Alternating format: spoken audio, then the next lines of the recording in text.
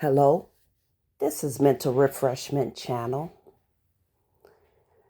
You can find me on YouTube at Mental Refreshments LLC channel. You can find me on TikTok and Instagram and Facebook. Look up Mental Refreshments. So I want to talk to you today about different stories of things that I've experienced and what led me down the road where I am now into helping heal others. That is my goal, is to heal others by letting them understand what they're going through, how to get out of it. Basically, I was a person that dealt with abandonment issues at a young age, which is most people problems. Most of your problems come about from your childhood. Because if you had a difficult childhood, it steered you in a direction of relationships, dealing with family, dealing with friends, and lovers.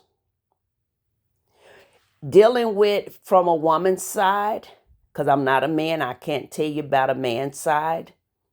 But based on what I've spoken and talked to, men, it's kind of like the same.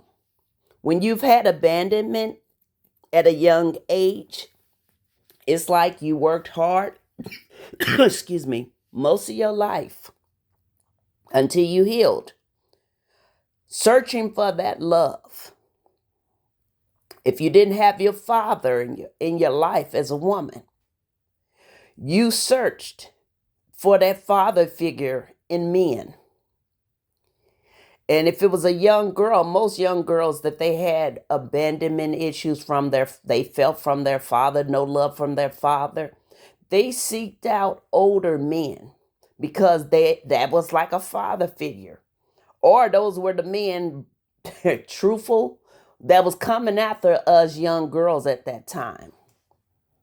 So you looked for someone that was going to show you that attention that you wasn't getting in your life. And most of the time, it led to bad relationships. It could have led to abusive relationships, physically, mentally, you name it. Been down that road. But on my end, I can speak on, I was a fighter. And I had to be, and I'll explain that to you why. At a young age, I was quiet. I was picked on, but I was the type that was quiet, but I would fight you. So I was a fighter, but I was quiet. So people would pick on me. I had long hair. I was skinny. I was pretty eyes, all those things I was told. So I experienced males at a young age liking me, and they would pick on me because that was their way of showing me they liked me. So, but I was a fighter, and I grew up in church where I wasn't allowed to have a boyfriend, all that type of stuff. So boys would pick on me, pull my hair, and I would fight you because it was a thing of, if you come home with your hair messed up, you was gonna get a whooping. So if I'm gonna get a whooping, I'm gonna whoop on you. That was my attitude at a young age. And because I went through different types of abuse at a young age, it made me be very rebellious. And my way of crying out for help was I was fighting. I was doing everything to get attention for someone to help me. So I acted out. And I'm glad now I'm in a better place, but I'm glad I got that all out my system at a young age. I learned. I've been through it. I had a hard life, but I came through it. I made it. Even though I had a hard life, I was very smart. I was book smart and I was street smart. Because at my age, even though I was young, I was mature for my age mentally. Because I loved hanging around older people. Because to me, older people gave you that knowledge. Not all the knowledge was good. Because I know I was told at a young age from family and from friends and people that really didn't know me. Oh, you're a beautiful girl. You got to be careful out here. These men ain't nothing but dogs. They gonna use you for what's in between your legs. You better get them before they get you. That's how I was raised. That's what I was told constantly over and over and over again. But let me help you to understand, when you tell someone that at a young age, it leaves an impression. Especially if they already had abandonment issues and they're going through a lot of issues at a young age. It makes them feel like there's no one out here that they really can trust. They're on their own. They got to take care of themselves. They got to fend for themselves. They can't trust anybody as far as they can throw them. Because most people that they have come across, family and friends, have used them or treated them bad. So they had no one really to lean on. They had to basically plant themselves and root themselves and stand on their own against the world. So they looked at it as the world is against them. So they got to fight everybody because everybody's out to get them. And in my actions as I was growing up, it showed that. Like when I was young, I admit it. When I smoked weed, I would turn into a fighter.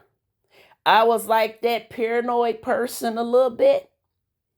I would be telling people, like, people look at you and but when you high, it's funny now, but it wasn't funny then. If you are a critical thinker, you already think the world is against you. When you get high, certain type of drugs and drinking and stuff is not for you. If you can't handle it, it made me be like, oh, I see you as enemy. So it made my mouth open up and release everything that was in my mind. So I would tell people how I really felt. People look at me, I'll tell you, take a picture to last longer. Versus if I wasn't high, I stayed quiet because I used to be a shy kid. I never really would talk to people too much. But I had a nickname of Peanut. That was my nickname when I was younger. Peanut was the other side of me that I would fight you. I ain't gonna start it, but if you come at me, I'm gonna fight you. And I would beat you down. I wasn't no fair fighter because most of my fights was with boys or men. Because I just was mentally that messed up that I didn't care. I had this kind of, you might as well say, kind of like a death wish. That's how I look at it. Death wish means when you're that angry, you're not thinking sensible. You do some of the craziest stuff. I remember fighting people, going inside their house, pulling them out their house with their family there at a young age, fighting them. I done had people's family pull guns and knives out on me, and I didn't care. I would tell them, either you use it or I'm going to use it on you. Now, see, that's the old me.